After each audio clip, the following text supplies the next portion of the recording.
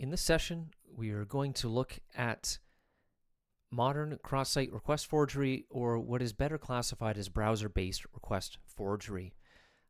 Cross-site request forgery was an old term given to this class of vulnerabilities and attacks, which really is not appropriate. It is caught on substantially, but there are a few efforts to rebrand it to something that more accurately captures what the issue is, and also captures the full range of issues that fall into this category, and that is browser-based request forgery. There we go. Defining browser-based request forgery, it's best to keep it a little broad. So traditionally classified as CSRF, this attack class involves a situation where the attacker constructs a request. So the request is under control, or at least partial control, of an attacker, but it's initiated from the context of a user's browser, and it has the outcome of making an unintended state-changing operation. So usually there's the assumption that by acting on behalf of that user, the attacker is causing the user to initiate a request that takes on their identity, and it makes an authorized request, typically by utilizing some session that is tied to their browser. So when we're talking about classic CSRF attacks, usually that is exploiting a cookie mechanism. We'll talk about that in a moment, but that's not fully comprehensive of all of the ways that these types of attacks can occur. So I'm saying formally referred to as cross-site request forgery, which you'll also hear referred to as CSRF or XSRF. And it's it's another situation where cross-site doesn't really capture the nature of these attacks, which can also occur from same site and other perspectives. And so one of the first uses of browser-based request forgery as an alternative to CSRF is with the OWASP ASBS, which is adopted in version 5. It also nicely abbreviates into BARF. We can call it BARF as opposed to CSRF. As far as classification, this type of attack is a confused deputy type flaw where the browser acts as a deputy in most cases to govern authorized access to different resources. And the goal of the attack is to coerce the user to take an unintended action via a generally silent, not necessarily always, but generally silent request initiated from an attacker-controlled context. So in many cases, the outcome of this is invisible to the user. They don't know necessarily that the action has occurred. They haven't intended to do it. Where it occurs is on the server side, with a request that is properly formed arriving at the server and causing an action. And how applications on the client side behave as a result of whatever the attack entailed is really dependent on those applications. So in many cases, this attack may very well be silent to users. Not always, however. As far as the context, in most cases, we're thinking about situations where an attacker is sending a cross-origin request. So they coerce a user to navigate to their malicious application that's hosted on their cross-origin origin. They initiate a request from there to an application that is trusted by the user, that they have some existing relationship with.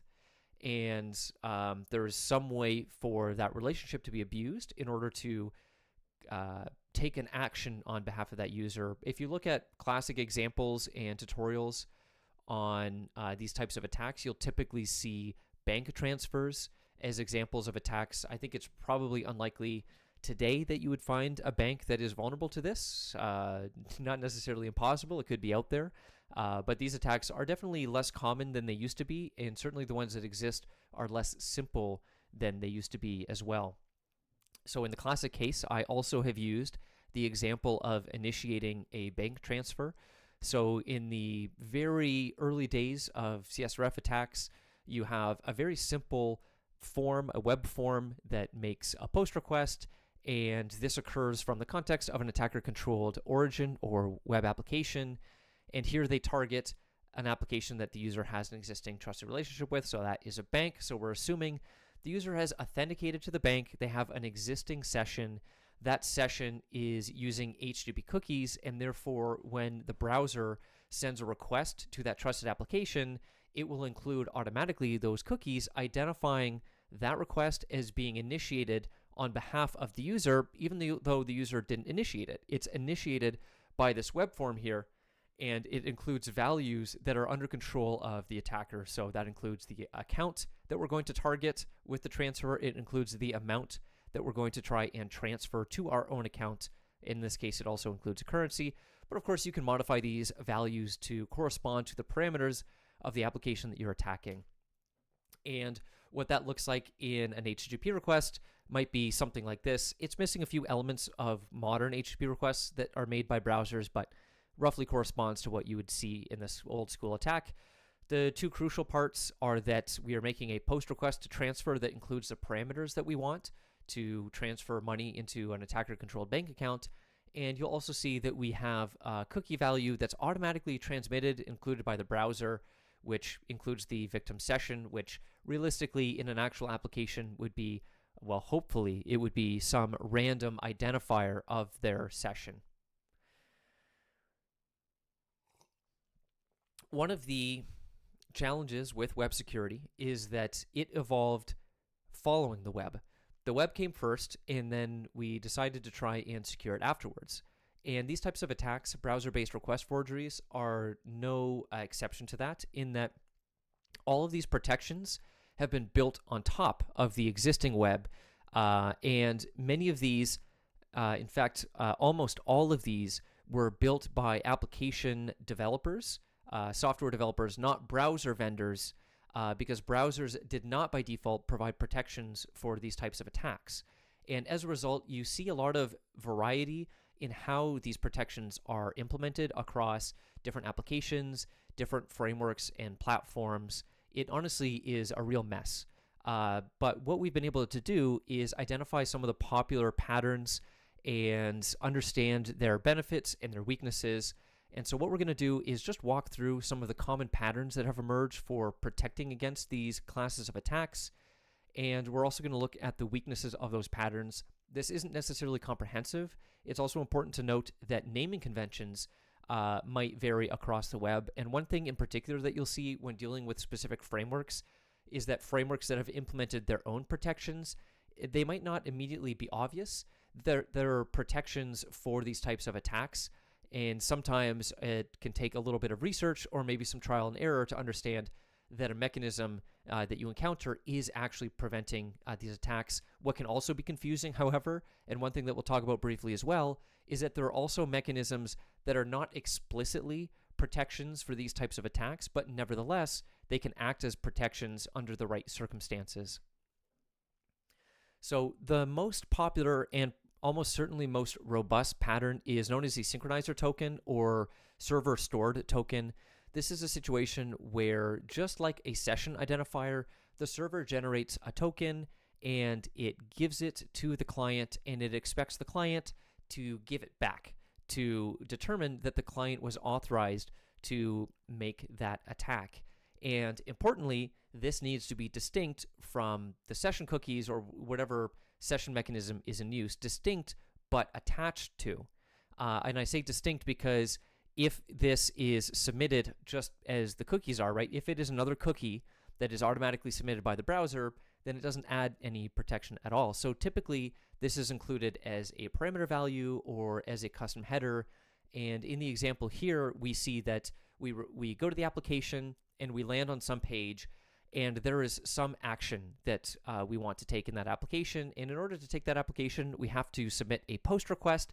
That post request is initiated by a form that you see in the top screenshot here, and that form contains a value, and that value is randomly generated so that it can't be guessed, and the application on the server keeps track of that value. It is generated, and it's only going to let you conduct whatever action that is. In this example, it's another transfer, as you can see by the path of the HTTP request, but that action will only be completed if that CSRF token, which here is submitted as a custom header, corresponds with what the application has actually saved.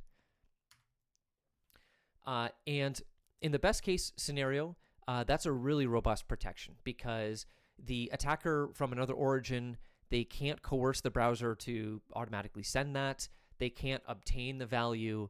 So some of the ways where this pattern goes wrong, where it can be defeated, are cases where the tokens are not bound to user sessions. That's probably one of the biggest problems. A token is generated, you take it from one user account and use it against another.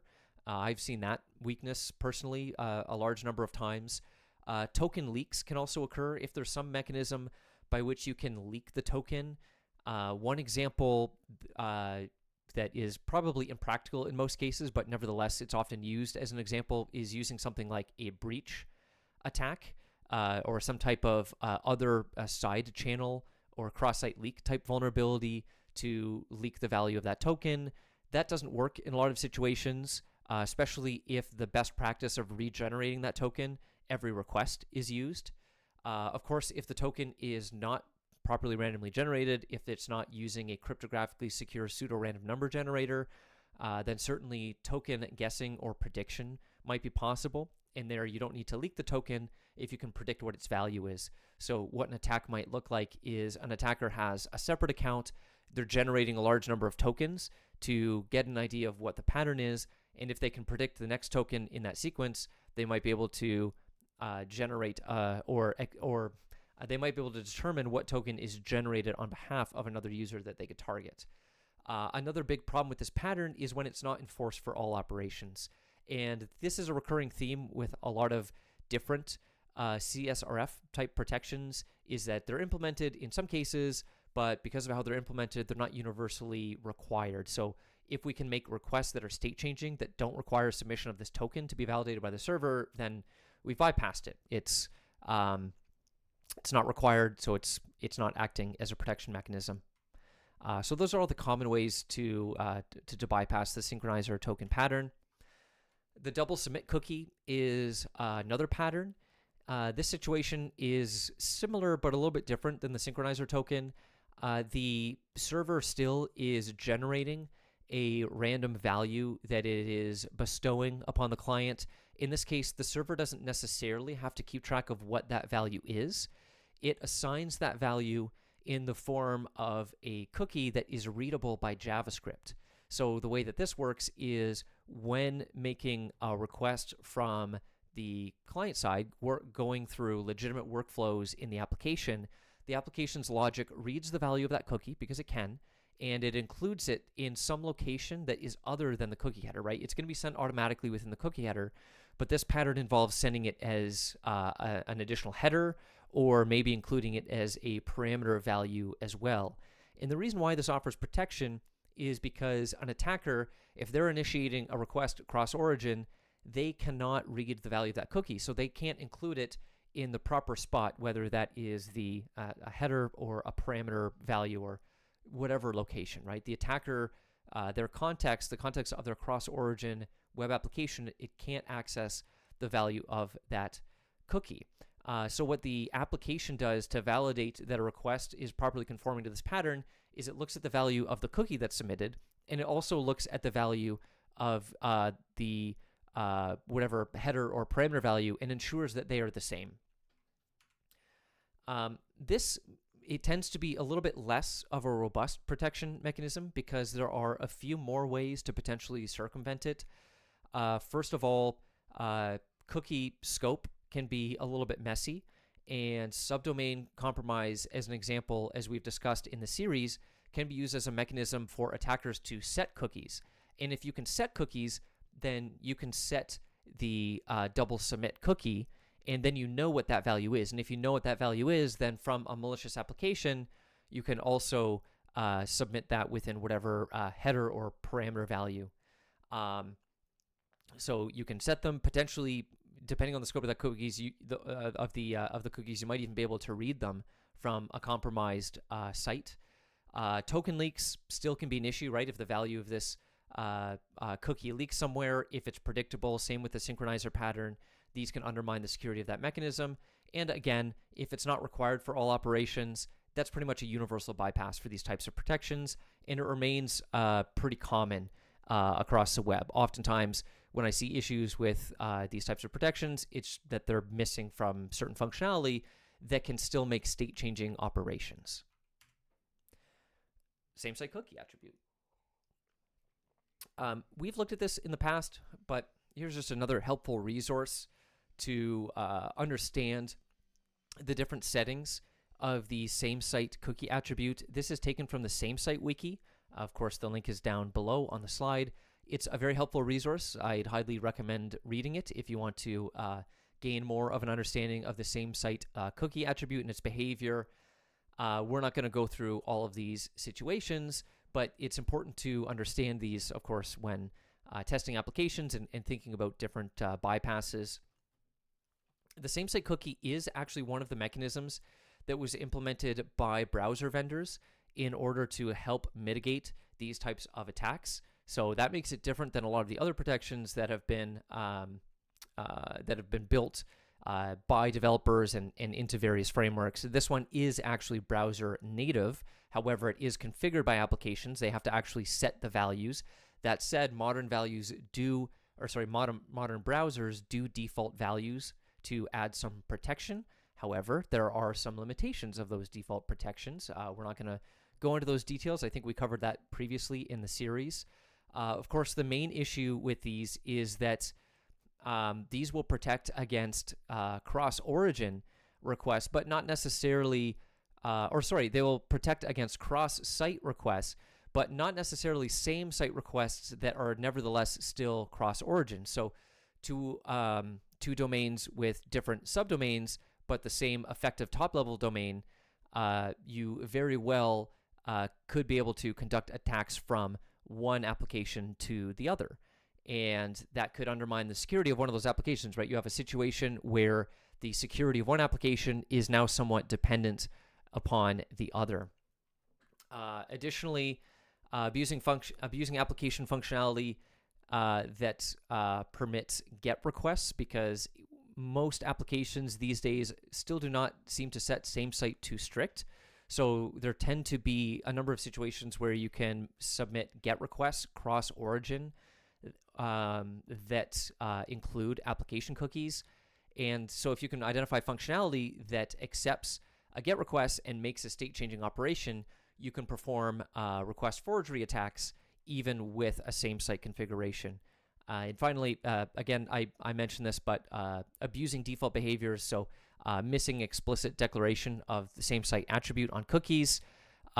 With Chrome and I think some other browsers, you have a lax plus post policy where there is a 2-minute window where some cross-origin or even cross-site post requests can be made with HTML forms that will include the cookie. An older technique that still remains valid in many situations is validating the origin header, which browsers include in cross-origin requests. Applications can validate the origin and simply reject ones that they do not trust to make state-changing operations. Historically, the refer header has also been used, but it has a few specific issues that make it a little bit less reliable. With origin header validation, crucial, of course, to keep in mind that it might not be sent in some requests. And also, if you're testing an origin validation mechanism, there's going to be some validation logic behind that is taking the origin string that you submit and comparing it against something. In the ideal case, it's going to be a really strict validation against an allow list of origins, but in other cases, it might be doing something like a naive string match, right? So if the trusted origins, if they're just using a domain name and saying, does this domain exist in the string of the origin submitted? Well, you can always use little tricks to make that a subdomain of a domain that you control in order to bypass the validation to conduct attacks. A more modern variation of origin header validation is the use of fetch metadata. This is sent by what we would call modern browsers, but these days the market share, like the usage of modern browsers, is pretty high. I would say that the vast majority of web traffic by a large margin is originating from browsers that support these features and automatically include these HTTP request headers. So I think it's pretty safe now to rely on this as a security mechanism. And these, of course, deliver more information than the origin header alone. They tell a lot about the context of a request. And so in the example here, I show these headers, which we've talked about in a previous lesson in the series. And also below that, there's an example of what some validation might look like for a request. Different ways to potentially defeat this protection mechanism, which, as a side note, this appears to be relatively rare still. I've seen only a very small number of applications that actually rely on this, but probably it will become more popular, I would say, especially as frameworks start to build this in as a validation mechanism, rather than relying on developers individually to implement it in their own applications. I assume that there will be some evolution towards this at some point. It hasn't happened yet, but when that does occur, some of the issues might be an overly permissive rule set, so there might be some contexts where you can submit requests that bypass these. Unlike the origin header, it's not necessarily as open to manipulation by exploiting the validation logic. You could look for cases, as with all of these protection mechanisms, where the rule set is not applied to state-changing operations. Always, you need to be asking the question, is there some request where the protection is not applied that I can make it, and it's going to result in some change in state. It's going to perform some action on my behalf. And the last note, identify a mechanism to submit passing but forged requests. So that's, I think, that maybe qualifies as a permissive, overly permissive rule set again. Another thing that you'll see that is quite common in modern applications that is not necessarily intended as an anti-request forgery type protection, but nevertheless, under the right circumstances, it can provide protection, is just avoiding HTTP cookies entirely, because in most cases, traditionally, cookies are the root of the problem because browsers automatically include them. It's the ambient authority problem. And so the question is, does using a non-cookie mechanism prevent web attacks? A pattern that you'll commonly see on the modern web is the one below, where instead of cookies, we're using some authorization token within the authorization header, and often that takes the form of a JSON web token or a JOT, as you can see below. And usually the way that works is you authenticate, and the application returns that token, the browser stores it in local or session storage, and then subsequently sends it, being invoked by the client-side JavaScript logic, in authorized requests when navigating through the intended workflows of that application. And so if you are coming from another origin, you can't access the local storage corresponding to the trusted application. An attacker can't access that, and therefore they don't have the value to include in this header, and therefore they can't coerce a user into making authorized requests. Nevertheless, you're not necessarily immune without the use of HTTP cookies. It is worth mentioning that there are other ambient authority type mechanisms, so basic authentication, mutual TLS as examples that are not cookies, but nevertheless, the browser has basically an implicit trust type relationship with an application, and so the attacker, without knowledge of the tokens or whatever it is, can initiate authorized requests on behalf of the user.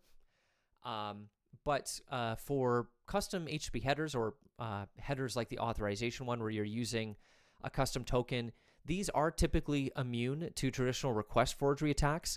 However, a lot of modern applications include complex logic to create request client side, and sometimes this logic can actually introduce request forgery vulnerabilities without the use of HTTP cookies. And so we'll talk about one of those mechanisms right now, which goes by the name of client-side path traversal. This is actually a very long-known vulnerability. I remember reporting this many, many years ago. It just didn't have a really popularized name until 2024. There was a Doinsec article that seemingly popularized it, although the name appears to possibly have originated with Sam Curry in 2021. The way that this mechanism works is it involves application functionality. So this is custom JavaScript that a developer has written for the application, and there's some way in which it interacts with a source of attacker controllable data to initiate authenticated requests.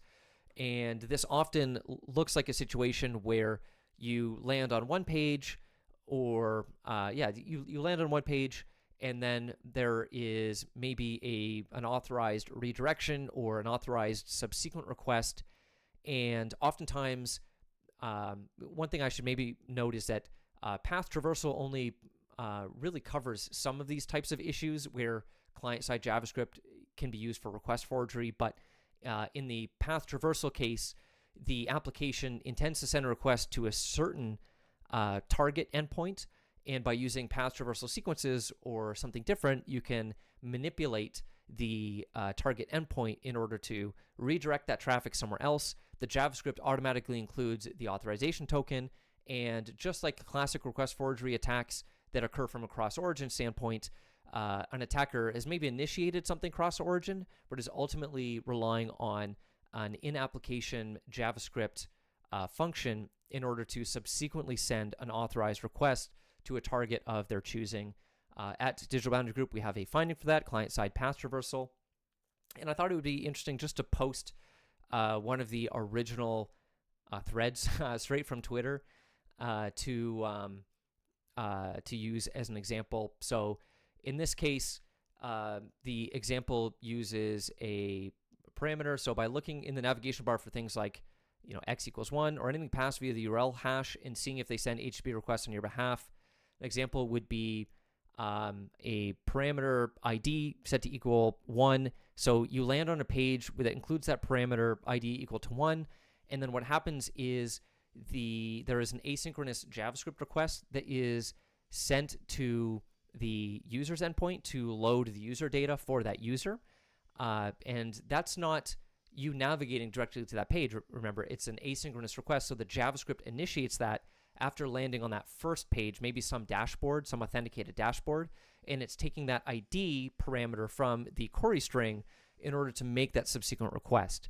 And so in this case, if you look at the second tweet here, we can manipulate this in order to do something completely different, including a path traversal sequence, and cause ultimately a client-side path traversal issue. And in cases where there is some action that is taken, we can potentially conduct request forgery through this mechanism.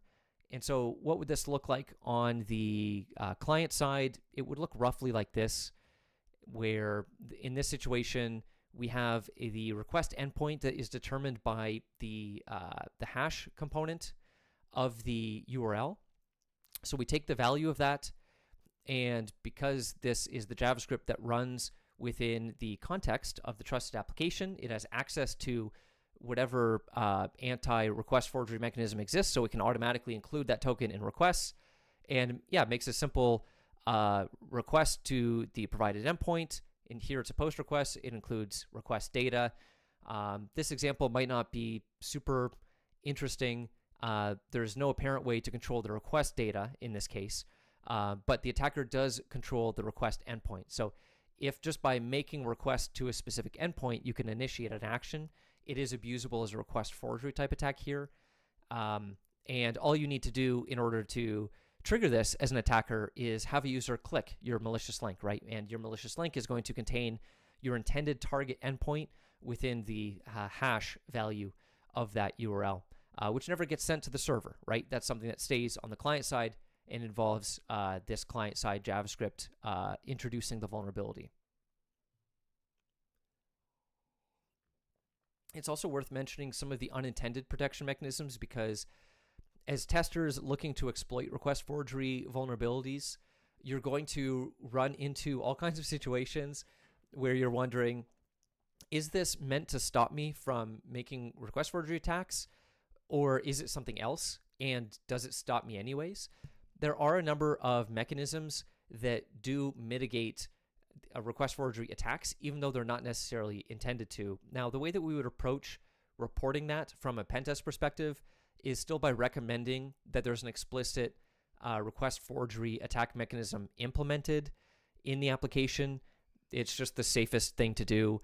Especially some of these mechanisms could change over time, and if you remove something that is incidentally protecting you without actual protection, then you might be lacking that and therefore be exploitable. So let's talk about some of those protections or non-protections that are protections. One would be state-changing requests requiring permissive cores. So if you have JSON requests or if you have custom headers, if you have types of requests that you can't ordinarily initiate cross-origin without a permissive CORS policy, and if that CORS policy is locked down, then you can't make those requests. So that stops you right there. CAPTCHA mechanisms, not intended to prevent request forgery, but they do, unless there is some misimplementation, right? If you can bypass the CAPTCHA, or if you can choose the solution that applies in some situation, right? Or if you can reuse CAPTCHA solutions, then you can still perform attacks. But in most cases with modern CAPTCHA mechanisms, you have to solve the challenge that is presented in that specific workflow. And when that is enforced, you can't bypass that. You can't commit request forgery attacks. Also, different mechanisms like reauthentication. So if you password change mechanisms that require inputting your old password, step-up mechanisms like, hey, you want to perform an action? Well, you have to enter your password again or go through a different authentication flow. Type to confirm, hey, you want to delete this repository? Type the name of this repository. Even though, yes, an attacker could know the name of that repository, if it is implemented in multiple steps, the attacker may not be able to initiate all of those multiple steps from their malicious site. Multi-factor authentication is also something that can impede attacks against login mechanisms, which we'll talk about momentarily. Different application framework state mechanisms, as well as relatedly multi-step stateful workflows. So any type of situation where maybe there is this value, this state object that's passed back and forth between the server and the client, and it encodes a lot of complex information that is not necessarily a protection mechanism, but still tracks so many things and is required to be valid in that context. An attacker might not be able to forge those. Maybe they can. If they take an object from their own session, they might be able to reuse it. So it's not a good protection mechanism. Remember, it's good to have an explicit protection mechanism that has the properties that you want to prevent request forgery attacks, but nevertheless, these things may prevent request forgery, and from an attacker's perspective, may be quite annoying by thwarting these attacks. We're going to also talk about a couple of mechanisms that you might be able to abuse to further request forgery attacks, so it's worth being aware of these for that purpose. Some systems will accept a parameter that determine a server-side request method that is used. So a very common pattern in applications is you interact with one endpoint, you send a request to it, and then that sends a subsequent request to some server-side resource. And in many situations, I have seen that first application server accept parameters or headers that will let you determine what HTTP method is used in that subsequent request. And so usually this is of interest for server-side request forgery type attacks because you're manipulating the request server-side, but nevertheless, it might also be a situation where you can invoke one of these method override opportunities, also referred to as HTTP method tunneling, in order to change that server-side request that might result in a state-changing operation. So it's something worth being aware of. So in the example here, we're targeting some site with just a URL that a user clicks on, and we're using the underscore method parameter name with the value post. So that's to indicate that that subsequent request sent server-side is going to be a post request. And you can see that the path indicates update user. So maybe in the right situation, what will happen is that application will reform our request and send our values that we want to update that user with within the post body, and also make that up an HTTP post request. Is that a request forgery server-side or client-side, browser-based? I don't know. Maybe it's kind of a mix of the both. Technically, that behavior does happen server-side, but the outcome is effectively the same as the types of request forgery attacks we're talking about, where we're trying to, from an attacker-controlled standpoint, coerce the user's browser into making a request that results in a state-changing operation. And naturally, we have a finding for this at DBG when method tunneling is enabled. Another situation is conducting what I'm calling an HTTP method downgrade attack. So you have a situation where the application by default, let's say it's accepting only, or let's say it's intended to accept a post request for state-changing operations. So update the user, it uses a post request. And for their anti-request forgery protection, what they've implemented is a mechanism that is only enabled when post requests are used. Well, a question that you should ask is, can we just change this to a GET request, include the parameters that we want to update our state in the query string instead, and will the application still process this and make this update? So very simply, we're basically just taking a post request or changing it to a GET request. And this potentially bypasses protections that are only implemented against post requests. It potentially bypasses other restrictions with same-site cookies. And there was a study against a large number of sites in 2022, so a little bit out of date now. These numbers have probably changed a little bit, but they demonstrated that 10% roughly of the top 1,000 sites are using state-changing requests with GET. So it's pervasive. It's a common issue. And we have a finding specifically for when the improper or when there's a lack of HTTP method enforcement that can lead to these issues. Another type of abuse can occur from content type manipulation. And oftentimes, well, what you can do here is going to depend on whether there's a permissive CORS policy in terms of manipulating content types to find requests that you can send that initiate state-changing operations and also bypass request forgery protections. But there are also situations where without a permissive CORS policy, you might be able to do some hacky things to send valid requests cross-origin. So one challenge with cross-origin requests without a permissive CORS is that you can't send JSON-based requests. You can't do it without a pre-flight. But there are two different approaches that we can attempt to potentially still try to get away with effectively cross-origin JSON-based requests. One of them I'm calling content type smuggling, and the other one I'm calling content type downgrade. We have two kind of relevant findings for these. One is weak input validation, which is kind of a broad finding, right? That the application should be validating the type and structure of data that it's receiving. Secondarily, we also have a finding at DBG for unexpected or undocumented content type processing. So a lot of application servers, and we'll talk about this specific issue in a moment, but a lot of application servers, at least historically I've seen, will accept multiple different content types just by default. They're very permissive in the types of clients that they will interact with. So first, let's talk about content type smuggling. So this is a situation where we submit the incorrect content type, but we submit a body that conforms to what the server might be expecting. So in this case, we're submitting a fetch request with a content type of text/plain, which is not JSON, right? That is not the content type for JSON. So an application should reject it if it's expecting a JSON content type.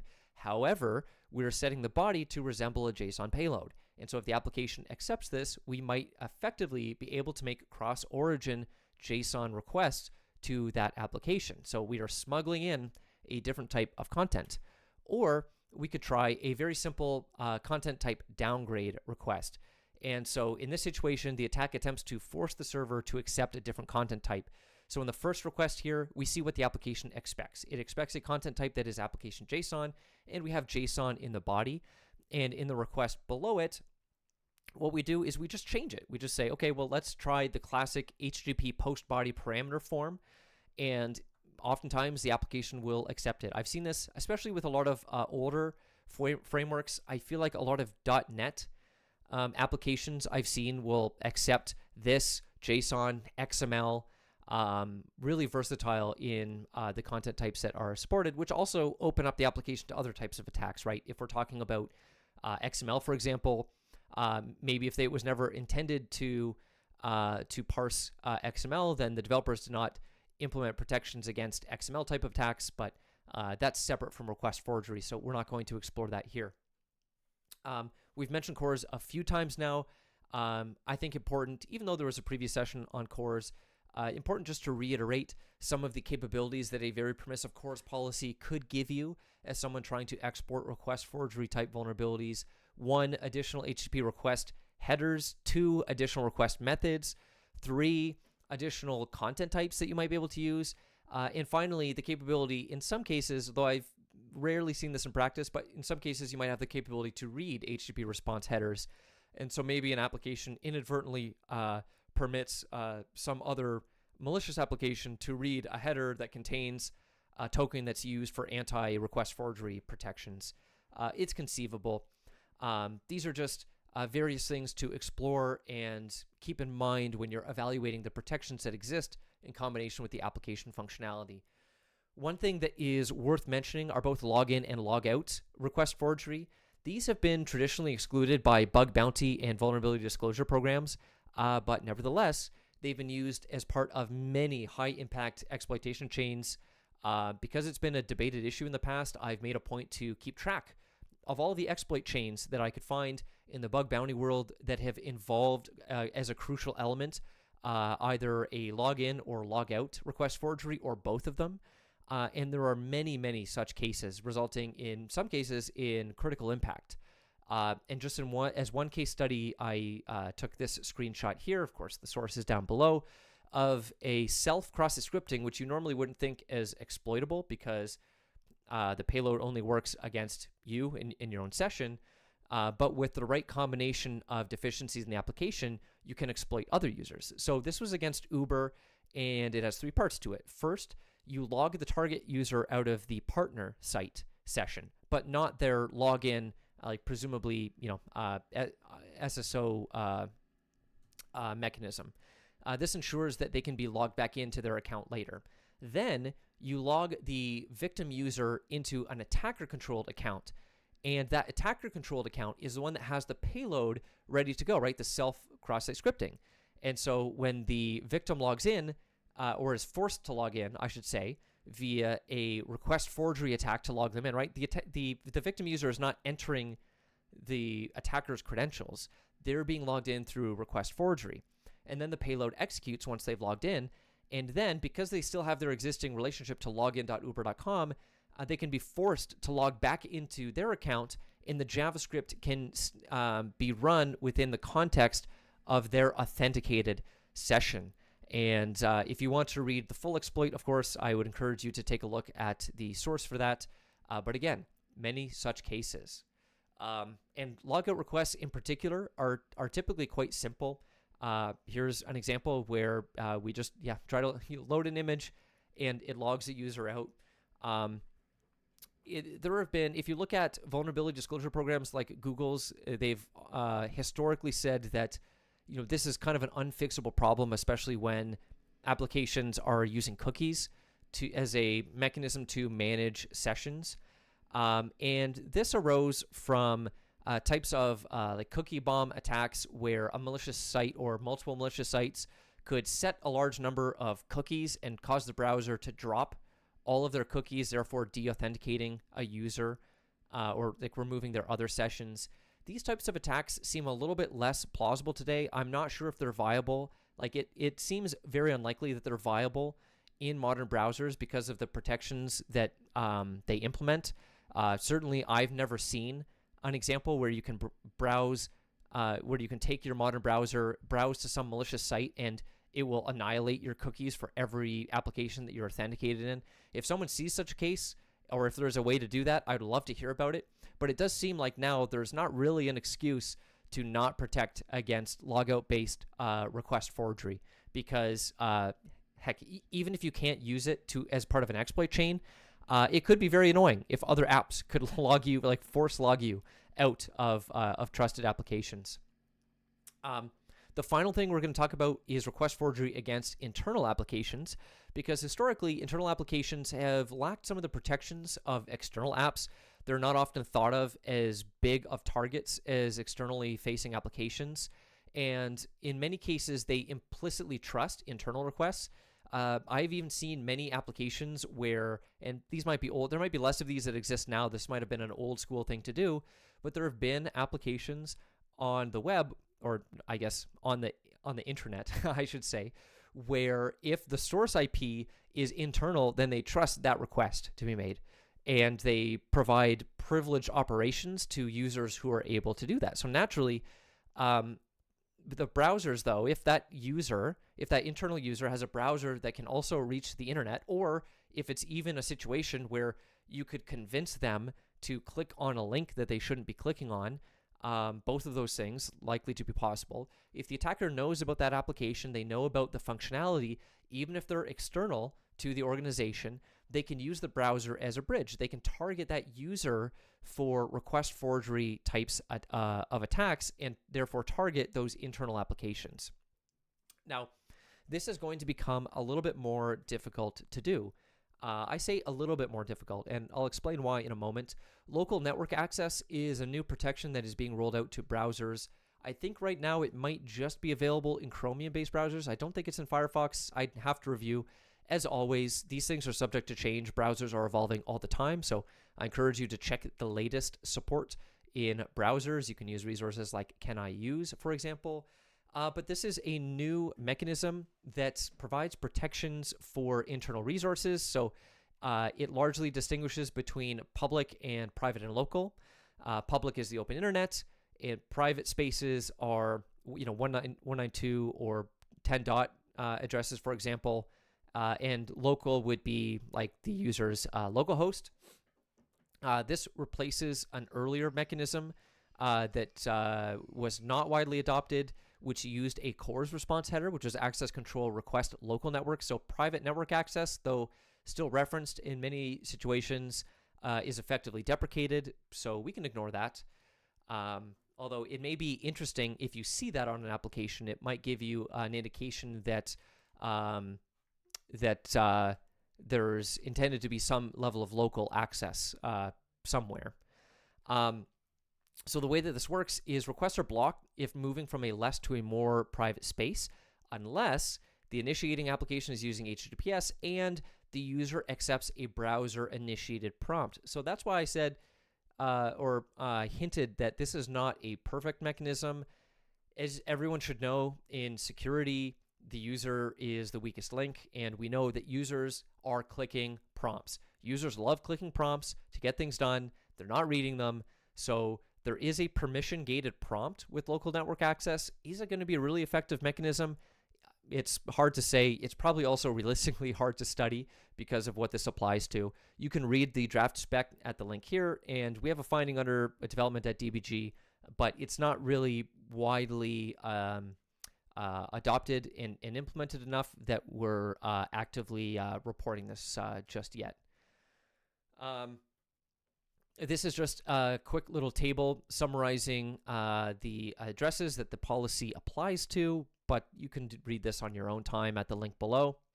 And what does this look like in your browser? So in this case, I just did a very simple test. I browsed to google.com as I typically do, and the script at the at the left, you'll see that I'm making a request to a 192 dot address, and what's happening there is because that is moving from a public to a private, a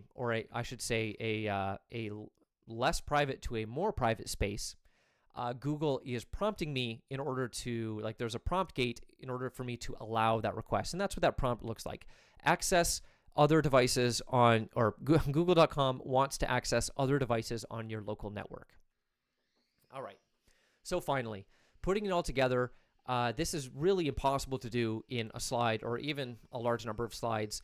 The reality is that, and that's why this is very abstract, but testing for request forgery vulnerabilities really involves understanding a lot of the cross-app mechanisms that we've discussed so far in these series, but it also involves deeply understanding the application that you're testing and how all of its state-changing functionality works.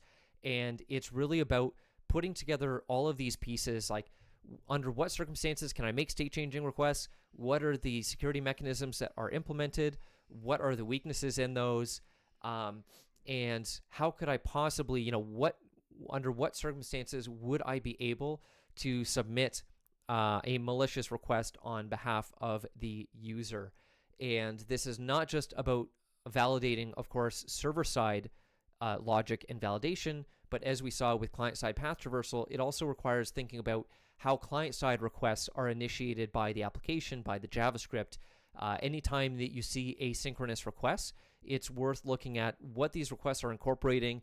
Is there maybe some value that could be attacker controlled that can be modified to change the target endpoint or the structure of that request? Of course, we have a large number of different findings that correspond to request forgery. And I know I've been making an effort to rename and push the recognition of these types of attacks as browser-based request forgery in line with the OWASP ASVS. At DPG, our findings do not reflect this yet, and when they do, I think it'll be one of those situations that we still have to reference CSRF because of how widespread it is. And now, returning to the OWASP ASVS, these are just some of the most pertinent requirements that apply to these attacks. Of course, there are a few left off that we already covered. There are also a few left off that are not strictly request forgery type protections. One that I'm probably repeating is 3.3.2 at the top, set a restrictive same-site configuration for HTTP cookies, of course. 3.5.1, validate the source of request to prevent request forgery. 3.5.2, if you're using Core's pre-flight as a protection mechanism, make sure that it's required for all state-changing functionality, and also validate the content type, or ensure that that validation is in place. 3.5.3, enforce the proper HTTP method or validate fetch metadata. And finally, a little bit tangential, but 10.2.1, protect OAuth code flows from request forgery type attacks. And we'll probably have a dedicated session looking at OAuth at some point in the future. But for now, that is it. That is request forgery, historically known as cross-site request forgery, hopefully in the future known as browser-based request forgery. Thanks.